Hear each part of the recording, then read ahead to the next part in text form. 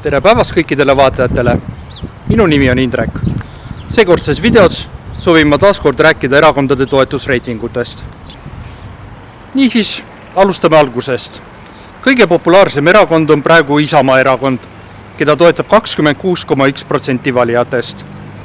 Isamaale järgneb Keskerakond, keda toetab 22,2% valijatest.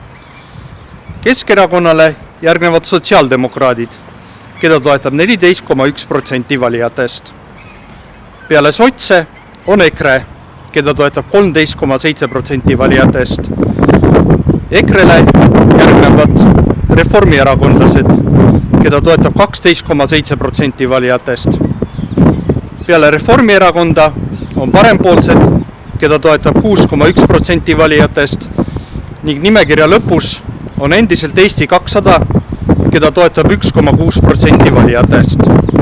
Olgu mainitud, et koalitsioonierakondi toetab hetkel 14,3% valijatest ja opositsioonierakondi 76,1% valijatest.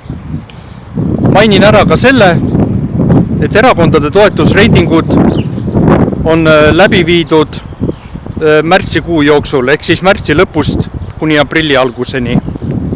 Aitäh vaatamast!